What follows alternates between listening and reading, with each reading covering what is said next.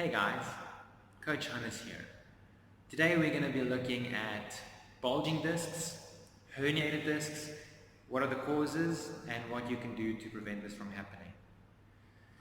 Alright, so here I have a pair of coffee mugs. It's quite surprisingly hard to get your hand on a freshly pair of unused vertebrae discs, and we have a shock absorber here. So this represents your lower back.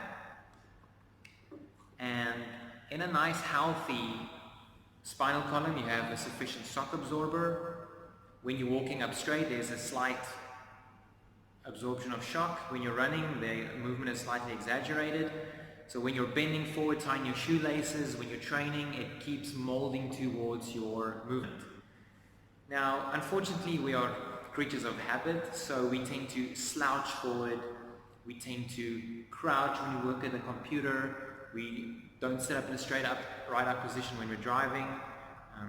There's side flexion movements, and this structure that is not a solid structure molds towards your movement. So it's more like a gel-like structure or like a toothpaste tube that keeps molding towards the forces applied on it. And in extreme cases and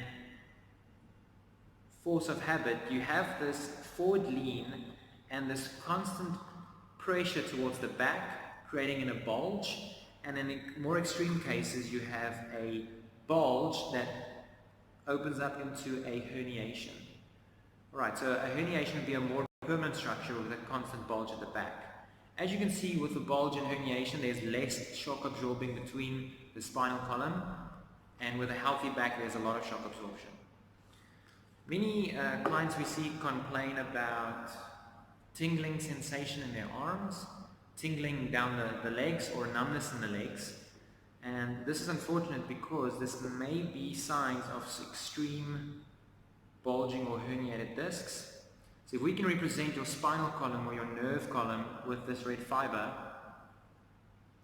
you'll notice that there's a distance, although very close together, there is still a distance between the shock absorber, your spinal column, and your vertebrae.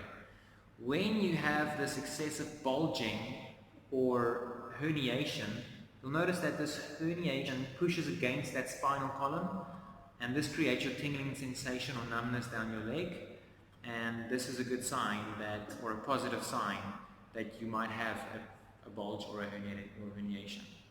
So what we'd like to do then is, if your vertebrae are stacked on top of each other like so, you're constantly bending forward, pushing the structure towards the back, and what you'd like to do to alleviate your pain or increase your daily functionality is get that vertebrae back on top of each other and push this herniation backwards.